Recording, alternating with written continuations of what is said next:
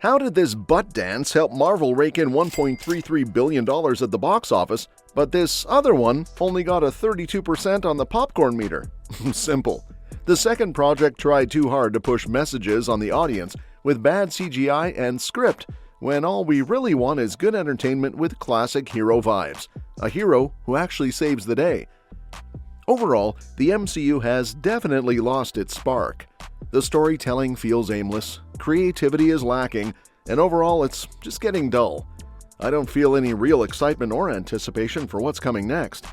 There's way too much rushed CGI, uninspired writing, and predictable cinematography, all sticking to the same tired formula. Audiences are getting tired of non-stop CGI action that lacks artistic vision and originality, things that used to make superhero movies stand out. So when did things really start going downhill? Well, I've got a specific project in mind. Some people point to Black Widow, Eternals, or Ms. Marvel, but I don't think those were the ones that truly hurt Marvel. Black Widow was actually a solid movie, aside from some weak CGI and Taskmaster. It introduced great characters, had strong chemistry between them, and featured good acting and storytelling.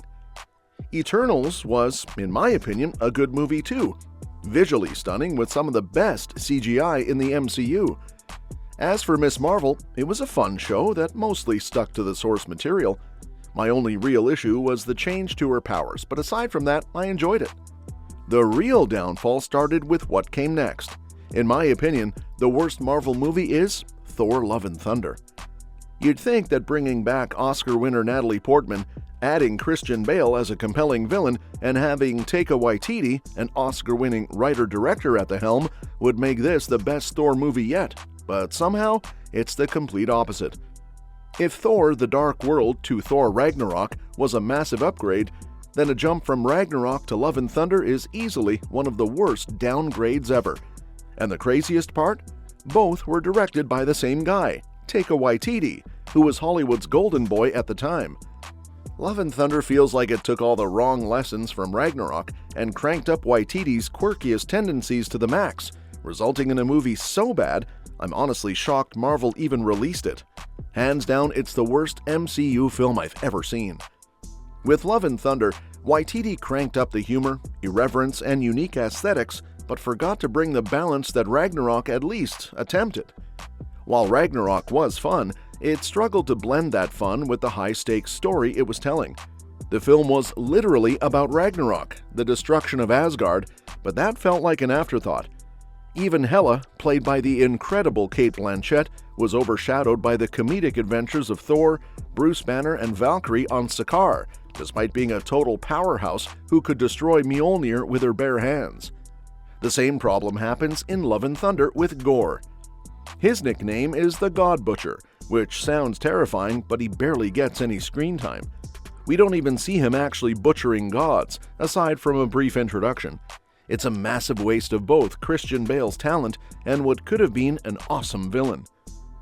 But then you might think, okay, it's just one bad movie.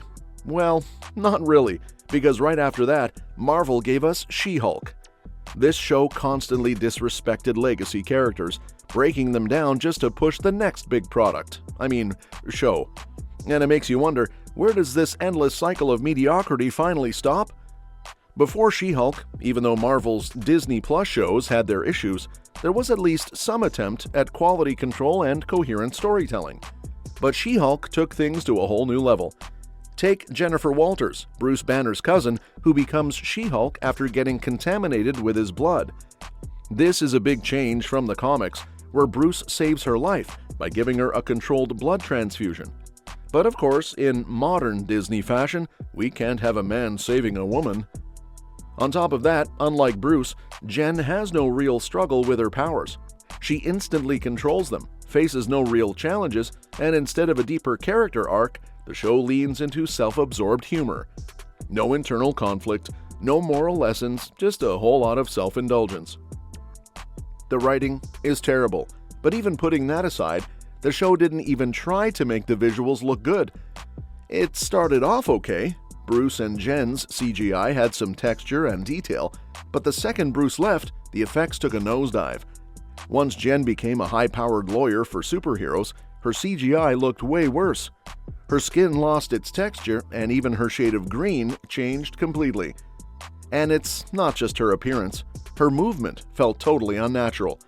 She-Hulk is nearly 7 feet tall and pure muscle, so she should have had some weight to her movements. Instead, she floats through scenes like she's not even interacting with her surroundings. Story-wise, the show had nothing to offer. It was marketed as Ally McBeal meets the MCU, but it didn't deliver on that at all. The writers even admitted they had no experience writing legal drama, and it really showed. The humor mostly revolved around tearing men down, rather than building strong female characters. Cameos and MCU references are fine, but when you reduce beloved characters like Wong and Daredevil to clueless jokes, you alienate your core audience.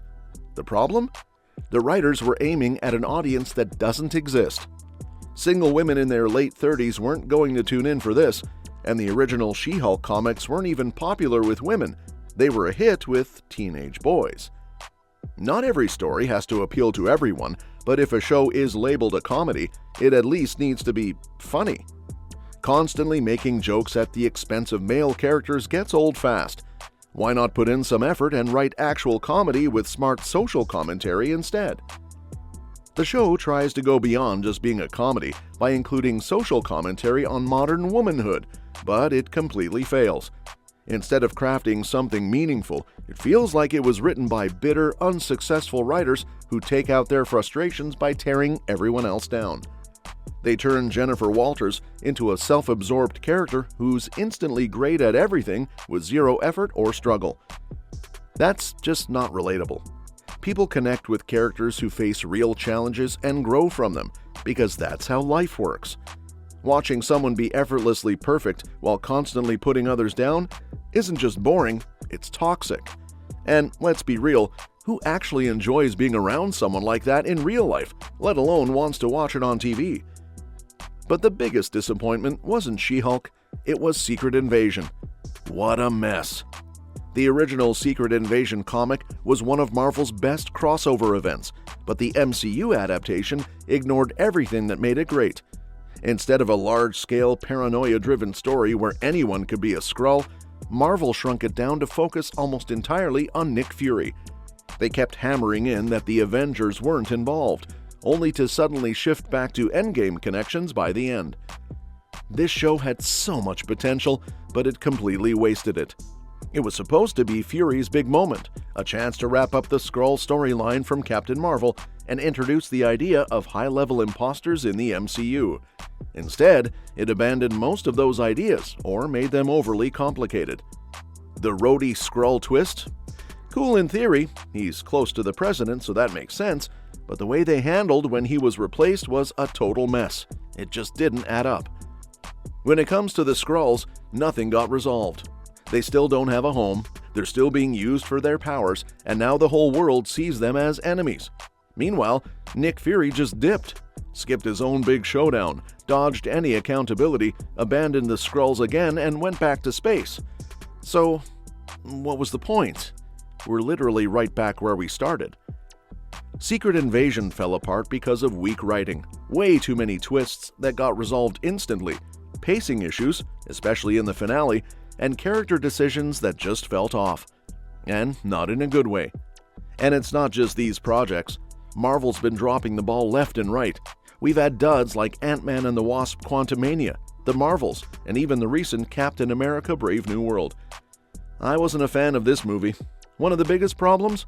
Sam still doesn't seem sure about being Captain America. There's a scene where he straight up tells Bucky, who makes a cameo, that Steve shouldn't have given him the shield and that he should have taken the serum instead. And Bucky basically tells him, "Dude, you are a great Captain America, stop doubting yourself." But here's the thing. We already did this whole arc in 6-hour-long The Falcon and the Winter Soldier. That show was all about proving Sam deserves to be Cap and that he doesn't need the serum. Sam's got wings, high-tech gear, and insane skills. Meanwhile, Steve started out with just a trash can lid. And we already saw how the serum messed Bucky up and turned Walker into a disaster. So why are we having the same debate again in Brave New World? If Sam keeps second-guessing himself in future Avengers movies, always thinking, "What would Steve do?" I'll just lose it. I just want to see a confident Cap leading the Avengers like a boss. No more self-doubt. Well, that's a wrap on Marvel's downward spiral. Do you think the MCU can bounce back with the next 2 movies this year, or is it too far gone? Let me know your thoughts in the comments. And if you enjoyed this breakdown, don't forget to hit that subscribe button for more deep dives into your favorite movies and shows. We'll see you next time.